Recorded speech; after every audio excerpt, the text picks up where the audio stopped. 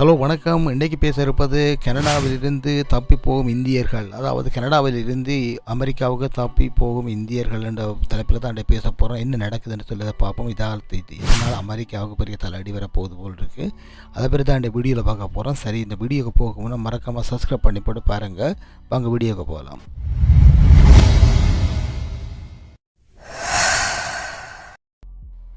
Okay, இப்போ நான் மேப்பை ஓன் பண்ணிவிட்டேன். இந்த மேப்பில் காட்டுறவங்களுக்கு பாருங்கள், இந்தியா, மெக்சிகோ, கனடா, அமெரிக்கா இதை தான் காட்டுறேன். மெக்சிகோவும் மற்ற இந்தியாவும் ரெட் மார்க் போட்டு காட்டியிருக்கு பாருங்கள். இதில் வந்து என்னென்னு சொன்னால், இப்போ அமெரிக்காவுக்கு தலைவலி கொடுக்குறது வந்து மெக்சிகோவுக்குள்ள போர்டரால் மெக்சிகோ போர்டரால் வந்து அமெரிக்காவுக்கு போகிறதும், கனடா போர்டர்களால் அமெரிக்காவுக்கு உள்ளே வரதும். என்னென்னா நியூயார்க் சிட்டி, கனடா பக்கத்தை வரைக்கும் நியூயார்க் சிட்டிக்கு வந்து அகதியெல்லாம் வந்து அங்கே வந்து தஞ்சமடைகிறாங்கன்னு சொல்லி தான் இப்போ உள்ள கனடா அமெரிக்காவில் உள்ள ஊடகங்களும் மக்களும் வந்து பேசி கொண்டிருக்கிறாங்க. இதுதான் இப்போ செய்தி. யாருன்னா, இந்தியாவிலிருந்து கனடாவுக்கு வந்து கனடாவில் ஒர்க் பெர்மிட் ரிஜெக்ட் பண்ணினாக்கள், ஸ்டூடெண்ட் விசாவில் பிரச்சனைப்பட்டாக்கள், அதே போல் அகதி அந்தஸ்து நிராகரிக்கப்பட்டாக்கள்லாம் இப்போ கனடாவிலிருந்து இப்போ வந்து யூஎஸ்ஏக்கு போர்டர் மூலமாய் க்ரோஸ் பண்ணி நாட்டை விட்டு தப்பி கனடாவில் இருந்து தப்பி அந்த நாட்டுக்கு போகிறாங்களேன்னு சொன்னால் யூஎஸ்ஏயில் போயிருக்கிறாங்க. இது வரைக்கும் 16,549 பேருன்னா சொல்லி கொண்டு இருக்கிறாங்க. அது போக இப்போ இந்த மேப்பை பாருங்கள், உங்களுக்கு தெரியும். இதான் இந்த போர்டர் பாருங்கள், உங்களுக்கு தெரியும். இந்த மேப்பை வந்து இது Canada border, Canada USA border வந்து இது மேல் பகுதியில் இருக்குது. இது வந்து கிட்டத்தட்ட இந்த ரெட் லைன் போட்டு காட்டிக்கிறதுக்கு அதை பாருங்கள், உங்களுக்கு பார்க்கும்போது தெரியும். இது வந்து 5,500 மைல் நீளமுள்ள ஒரு போர்டர் வந்து, அதாவது 5,500 மைல் நீளம். இது வந்து ஃபுல்லாக போர்டர்லாம் ஆமி நிற்க மாட்டாங்க உங்கள் சொல்லுங்க மாதிரி. இது வந்து குறிப்பிட்ட இடத்துல போர்டர் சர்வீஸ்காரர், போர்டர் செக்யூரிட்டி நிற்பாங்க. ஒரு பச்சை வேனில் வந்து நிற்பாங்க. அவங்களெலாம் இதை பாதுகாக்கிறது. போர்டர் ஆமின்னு நிற்பாங்க, ஒரு சில இடத்துல ஆமி நிற்பாங்க, ரிஸ்க்கான இடத்துல ஆமி நிற்பாங்க. இதை தடுக்கிறதுக்கு தான் நிறைய பேர் என்ன கள்ளக்கடத்தல்கள், கஞ்சாவுகள், அதுகள் துப்பாக்கிகள் அதில் மாற்று நாட்டுக்கு வரக்கூடாது 2 பக்கத்தில் நிற்போம். இங்கே வந்து RCMP நிற்பாங்க. அப்போ அப்படி சரி, எப்படியோ இப்போ இந்த வழியாகத்தான் இப்போ கனடாவிலேருந்து நியூயார்க் சிட்டிக்கு அகதியாக இப்போ இந்தியா நிறைய பேர் போய் கொண்டிருக்கிறாங்க, போயிருக்கிறாங்க. அதை வந்து தடுக்கிறதுக்கு தான் 2 நாட்டு அரசாங்கம் இப்போ பேசி கொண்டிருக்குது. அப்போ அதைத்தான் இப்போ சொல்கிறேன். பாருங்கள், இப்போ மொன்ட்ரியல் தான் இது இந்த இடம். இது வந்து கனடா மொன்ட்ரியல். இது வந்து கனடாவில் உள்ள ஒரு சிட்டி. கியூபெக் மாகாணத்தில் வந்து மொன்ட்ரியல் மொன்ட்ரியலால் தான் போகிறாங்க. இப்போ அந்த மொன்ட்ரியலுக்கு போய் மொன்ட்ரியலில் இருந்து யூஎஸ்ஏக்கு நியூயார்க் சிட்டிக்கு போகிறாங்க. அதே போல் இப்போ இங்கே கனடாவுக்கு வரவங்களே நேராங்கன்னா கடல் வழியில் வந்து மெக்சிகோவிலேருந்து அமெரிக்காவுக்கு வந்து அமெரிக்கா மூலமாக இங்கே நியூயார்க் சிட்டியில் திருப்பி அதே வழியால் மொன்ட்ரியலுக்கு வந்து கனடாவுக்கு வராங்க. அதுவும் இல்லீகலாக தான். இப்போ இல்லீகலாக வரக்கூடாதுன்னு இப்போ சொல்கிறோம். என்னென்ன இல்லீகலாக வர பிரச்சனை இல்லை, ஒரு ஆபத்து. காடு வழியை வரைக்கும் உங்களுக்கு சில பிரச்சனைகளை சந்திக்க வேண்டிய மெக்சிகோலாம் சரியாக டார்ச்சர்கள் உயிரை கூட விட்டுருக்காங்க நிறைய பேர். அப்படி வராதிங்க யாரும். என்னென்னு சொன்னால் ஸ்ரீலங்கா மாதிரி இல்லை, இப்போ கொஞ்சம் மெக்சிகன் எல்லாம் சரியாக மோசம் ஆகிப்பாங்க. அப்போ அதான் ஜோதிச்சுப்பாங்க. இதை போர்டரை பாருங்கள், உங்களுக்கு தெரியும். இது இப்படி தான் போர்டர் இருக்கும். ஒரு சில இடத்துல வந்து இப்படி தான் இருக்கும், சும்மா வேலி இருக்கும். உங்கள் ஊர் மாதிரி பங்கர்கள் அடித்து முள்வேலி எல்லாம் போட்டு அப்படி இருக்காது. சும்மா பெரியல் மண் நீளத்தை போட்டிருக்கும். ஒரு சைடில் கனடா, ஒரு சைடில் அமெரிக்கா. இது வந்து அமெரிக்கா சைடில் உள்ள விவசாயிகள் வந்து என்ன சொல்லிக்கிறாங்கன்னு சொன்னால், தங்களுக்கு இரவில் நைட்டில் படுக்கும் போதெல்லாம் ஒரு சத்தமாக இருக்கும். நடந்து போவாங்களாம் பக்கத்தில் காட்டுக்களால். யாருன்னு பார்த்தால் மெக்சிகன் அகதியாக இருக்கும், இல்லைன்னு சொன்னால் இப்போ இந்தியன் அகதியாக இருக்கும். இப்போ இந்த நாளடைவில் நிறைய பேர் வந்து பிள்ளைகள் குட்டிகளோட குடும்பமாக வந்து கனடாவிலிருந்து அமெரிக்கா உள்ளே வராங்கன்னு சொல்லி கொம்பளை பண்ணி கொண்டிருக்கிறாங்க. அமெரிக்காவை சேர்ந்த மக்கள் வந்து சொல்கிறாங்க. உங்களுக்கு படம் போட்டிருக்கோம் பாருங்கள், இதுதான் படம்.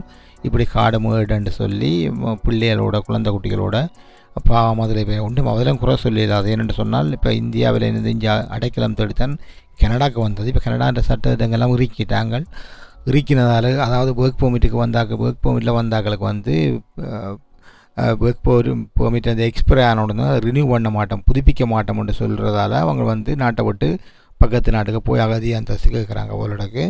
அதே மாதிரி ஸ்டூடெண்ட் விசாவில் வந்தாக்களுக்கும் பிஆர் கொடுக்காத சிஸ்டம் உண்டு. இப்போ 2-3 மாதமாக அதை தான் பேசி கொண்டிருக்காங்க. இல்லை மீடியா அவங்க பார்த்துருப்பீங்க. நானும் 2-3 வீடியோ போட்டிருக்கிறேன்.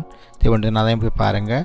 வந்த ஒரு சிச்சுவேஷன் தான் இப்போ பிரச்சனை இந்தியன்ஸ் மக்களுக்கு. இந்தியன் மட்டும் இல்லை, இப்போ இந்தியன் கனடாவில் நிறைய இருக்கிறபடியால் பிரச்சனை. இப்போ அங்கே க்ரோஸ் பண்ணி போன உடனே இப்போ பாருங்கள் என்ன நடக்க போனது. இப்போ போர்டராகவே பிடிக்க போகிறான். பிடிச்சி இப்போ என்ன நடக்குன்னா, அங்கே யூஎஸ்ஏயில் போய் பிடிச்சி அவங்க செக் பண்ணுறாங்க. அவங்க போர்டர் செக்யூரிட்டி செக் பண்ணி இவையில் எல்லாம் செக் பண்ணி ஆயுதங்கள் கொண்டு வந்து கஞ்சாவுகள் ஏதாவது வச்சுருக்காங்களா, எல்லாம் செக் பண்ணி போட்டு கிளியர் பண்ணி போட்டு தான் திருப்பி வேலை சிட்டிக்கு கொண்டு போய் அங்கே வந்து அந்த அரசாங்க இமிக்ரேஷன் ஆஃபீஸர்கிட்ட ஒப்படைப்பிடும். அங்கே ஒப்படைச்சி இவைக்கு அகதி எந்திரத்துக்கு கொடுக்குற அதுக்கப்புறம் தான் கேஸுகள் தான் நடக்கும். இது வந்து இப்போ நாட்டிலேருந்து இலீகலாக வந்தாக்கெல்லாம் பிடிச்சி கொஞ்சம் நேரம் குறிப்பிட்ட நேரத்துக்கு சிறையில் வைக்கிற மாதிரி இருக்கும். சில பிடிச்சி விடுவாங்க.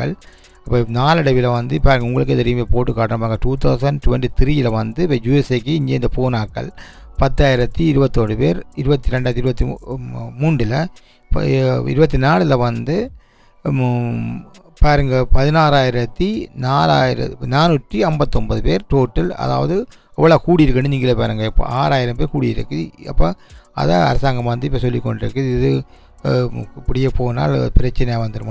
அது போக இப்போ யூகேயில் கூட ஒரு நியூஸ் ஒன்று வந்திருக்கு. என்ன சொன்னால் இப்போ கனடாவுக்கு ஒர்க் பெர்மிட்டில் விசா எடுத்து வந்து வாராக்கள் யூகேயில் டிரான்சிட்டை போட்டு கனடாவுக்கு வராமல் இடையிலே நின்று இங்கே அகதி அந்தஸ்து கனடாவுக்கு வராமல் இடையில் யூகேயில் லண்டன்லேயே நின்று அகதி அந்தஸ்து கேட்குறாங்கன்னு சொல்லி இப்போ அந்த நாட்டு அரசாங்கம் வந்து சொல்லி கொண்டிருக்கு. லண்டன் அதாவது யூகே அரசாங்கம் சொல்லி கொண்டிருக்குது. அதுக்கும் ஒரு ஏதாவது பிரச்சனை ஒன்று போகிறாங்க அவங்களுக்கு. சரி, இந்த ஷோட்டில் பாருங்கள். போன வருஷம் 2024 வந்து 16,459, 2023 வந்து 10,021, 2022 வந்து 2,238 பேர். அதே மாதிரி 2021 வந்து 916 பேர் மட்டும். இவ்வளோ இந்த மாதிரியெல்லாம் கூடியிருக்கன்ட்டு இப்போ சனத்தொகை. அதாவது இது வந்து கனடாவிலிருந்து இலீகலாக யூஎஸ்ஏக்கு களவாக போனாக்கள் இன்ஃபர்மேஷன் தான். இது இப்போ யூஎஸ்ஏ மீடியாக்கள் போட்டு கொண்டிருக்காங்க. அதை தான் இப்போ உங்களுக்கு நடந்து ஷேர் பண்ணுறேன். இது வந்து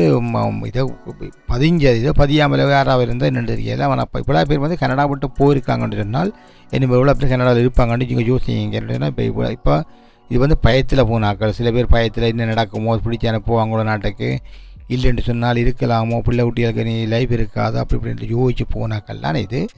ஆனால் அதுபோக சில பேருக்கு வந்து இங்கே ஒர்க் பெர்மிட்டுக்கு முதல் வந்தாக்கள் வேலையும் செய்கிறாங்க. இப்போ என்ன நடக்குன்றது கிடக்கு. பெரிய எலெக்ஷன் பேரம் கனடாவில் வந்து எலெக்ஷன் நடக்க போகுது. நடக்கு 12 வருஷம் நடக்கும் நினைக்கிறேன்டா. இப்போ என்டிபி வந்து இங்கே ஒரு பார்ட்டி வந்து விலகினபடியாக கட்டாயம் லிபரல் இல்லை கன்சர்வேட்டிவ் பார்ட்டி வந்து இப்போ திருப்பி எலெக்ஷன் லிபரல் பார்ட்டியை கேட்குது எலெக்ஷனை வைக்க சொல்லி அவள் வச்சாங்கன்னு சொன்னால் 6 வாரங்களோ இல்லையோ தெரியல. இந்த பிரச்சனைக்கு ஒரு முடிவு வரணும். என்ன சொன்னால் இங்கே இருக்கிறாங்களுக்கு நம்பி வந்தாக்களுக்கு இங்கே இருக்கிறதுக்கு விசாவை இல்லை பிஆரை கொடுத்தா பாவம் கஷ்டப்படத்தவே இல்லை. இது எந்த கருத்து, தனிப்பட்ட கருத்து. சரி, இதோட 2 வீடியோ போட்டிருக்கேன் பாருங்கள் என்ன நடக்குது. இப்போ இதை படம் போட்டிருக்கேன். இப்படி தான் காடு வழியாக ரயில்வே வழியாக வந்து தான் இப்போ ஆட்கள் வந்து கனடாவிலேருந்து யூஎஸ்ஏக்கு போகிறாங்க. இது சேஃப்டி இல்லை. இங்கே பாருங்கள், யூஎஸ்ஏக்கு போய்க்கு ரோடு வழிய சாவத்தில் வந்து காட்டுக்கு இப்போ இது பஸ்ஸு தேடி போகிறாங்க அவர்களுக்கு. இதில் போய் பஸ்ஸில் ஏறி தான் நியூயார்க் சிட்டிக்கு போகிறாங்க. இது அவங்க போகிற பாதைன்ற ரூட்டையும் போய் போட்டு காட்டுக்கிறாங்க.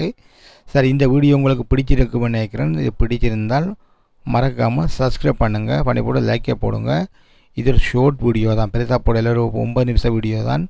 இது முடிஞ்ச வரைக்கும் ஒரு வீடியோ உங்களுக்கு இதை பற்றி என்ன நடக்குது, கனடாவிலேருந்து இந்தியர்ஸ் எல்லாம் மூவ் பண்ணி அமெரிக்காவுக்கு போகிறாங்கன்ற செய்தி உங்களுக்கு தெரியணுமென்றக்காக தான் போடுறேன். சரி, மறக்காமல் சப்ஸ்கிரைப் பண்ணி போட்டு வீடியோவை பாருங்கள்.